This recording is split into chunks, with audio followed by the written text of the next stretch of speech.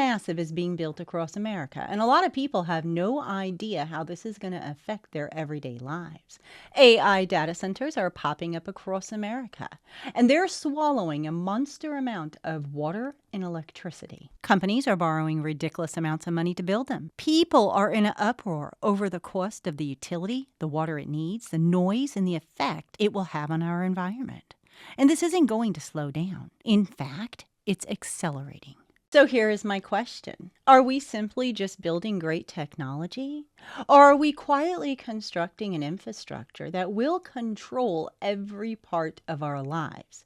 Because when I read Revelation 13, the answer becomes clear. Let's start with a report from the Center of Expertise for Data Center Energy. They are estimating that data centers could account for 11.8% of total U.S. electricity by 2030. The estimate also includes a range of scenarios that indicate that the energy use could be between 9.5 and 15.3% of total U.S. electricity use by 2030. The electricity demand has been rising steadily since 2020 after more than a decade of just a little change. Between 2020 and 2025, U.S. electricity demand, as measured by net energy for load, grew about 1.7% annually, compared with 0.1% annual growth between 2005 and 2019. Electricity use by data centers is driving the electricity demand incredibly. And continued development of the larger computing facilities and growth from expanded industrial use of electricity are likely to continue driving growth in U.S. electricity demand in the near term. And they expect that the regions of the countries whose grids are managed by ERCOT and PJM will experience the fastest growth in electricity demand from data centers through 2027. So they're definitely growing substantially. But what about money? What are they sinking into these data centers? Well, as of August 20th, Nebius raised $5 billion in convertible debt, which will possibly increase to $5.75 billion. This is to help create funds for the data centers and any AI services. Right now, it's also being reported that a total convertible debt is somewhere in the area of $12 billion. August 24th, nVent announced a $1.75 billion acquisition of Maverick Power in order to supply electrical infrastructure. So how are they affording all of these data centers for AI? Well, they are borrowing money, and not just a little bit here and there. The price tag comes in at around $1.5 trillion in lease commitments, plus nearly another $1.5 trillion in purchase commitments. And Wall Street, well, they're getting nervous because a lot of money is being borrowed. And what happens if supposed profits doesn't keep up with the spending? We have a problem on our hands, and everything can fall flat on its face. Profits will disappoint. Investors will lose confidence. Tech stocks will fall. Companies will cut AI data center spending, and heavily indebted projects or companies will struggle. That leads to lenders and bond investors taking losses, layoffs, and reduced investment spread into other industries. It could contribute to a major stock market decline or even a recession. Bottom line, billions and billions of dollars are being borrowed for AI, and if they don't get the return they expect, companies will pull out, investors will walk away, and the AI boom will turn into the AI bust. And no one is happy about this. Pennsylvania imposed tougher conditions, with Arizona completely halting a tax exemption. Illinois put a stop to incentives.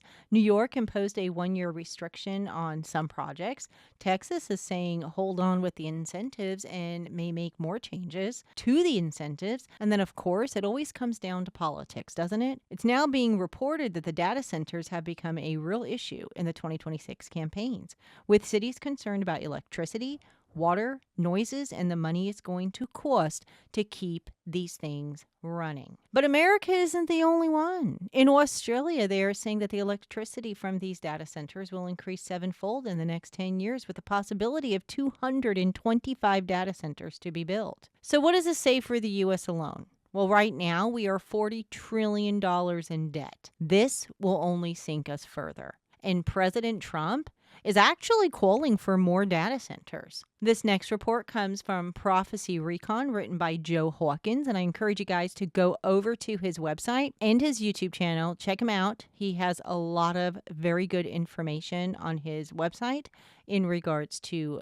these end days. But he goes on to say that President Trump is doubling down on his support for the rapid construction of artificial intelligence data centers across America, arguing that communities rejecting the massive facilities are making a serious economic mistake. In a recent interview, he said that communities willing to welcome data centers are the smart ones, pointing to a potential tax revenue and economic benefits as reasons local governments should embrace the projects. His comments have come as resistance to data center construction growth across political lines, with residents increasingly concerned about electricity demand, water consumption, pollution, noise, land use, and enormous infrastructure required to keep AI systems running. The impact these data centers will have on communities in a whole: grid instability. It can shut off electricities in towns near the data plant, rising utility bills, air pollution. Let's talk about water. These things take a huge amount of water. These large data centers consume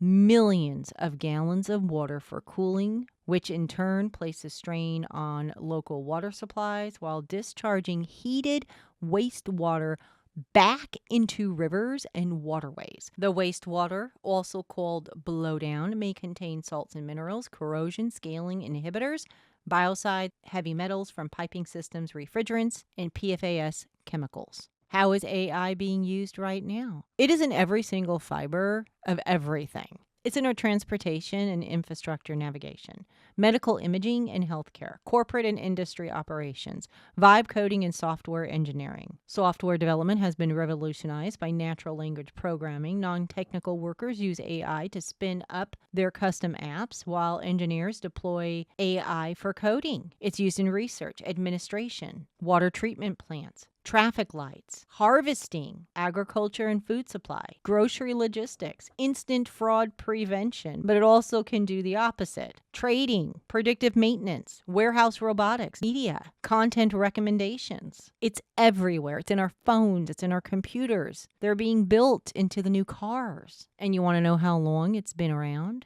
70 years. In 1950, Alan Turing published his famous paper on machine intelligence. In 1956, the term artificial intelligence was officially coined at the Dartmouth College Summer Conference. And during that time, it was purely just academic, but companies began using it in the 1980s. The back-end infrastructure began in the late 1990s and the 2000s. The consumer product era, the 2010s, and the generative AI boom began in 2022 to present. And then there is Stargate. President Trump announced the Stargate project at the White House on January 21st, 2025, alongside OpenAI, SoftBank, and Oracle. It's presented as a plan to invest up to $500 billion over 4 years in U.S. AI infrastructure, and it began with about $100 billion. By September 2025, 5 U.S. Stargate data center sites were announced, and the investments went up to more than $400 billion in nearly 7 gigawatts of capacity. AI has literally been interwoven and integrated into every single part of our lives. We would literally have to leave the planet in order to escape this control system, because that's exactly what it is. But what about the money that's being spent into it? What about the money that's being borrowed? Could we see a crash, per se? Well, let's look at Revelation 6. And when he opened the third seal, I heard the third beast say, "Come and see." And I beheld, and lo, a black horse. And he that sat on him had a pair of balances in his hand. And I heard a voice in the midst of the 4 beasts say, "A measure of wheat for a penny, and 3 measures of barley for a penny. And see thou hurt not the oil and the wine." So due to the 4 horses of the apocalypse, those certain situations are going to contribute to the hyperinflation. The war, the famine, the disease, prices will increase. But could we see a crash beforehand? Well, absolutely. But I believe that this particular system, this AI system that's everywhere now is going to be a very powerful tool to the Antichrist. And I think it points directly to Revelation 13 because it has that monetary control right now. It's already been interwoven into the monetary system. So, definitely very interesting. And I want to hear from you guys. Do you have any data centers that are being built near you or constructed to be built, planned in the future? Let me know in the comments. Also, when you have a free moment, come and visit us on our social media pages as well as our website at thedacreport.com. Thank you, everybody, for watching. And until next time, God bless and stay safe.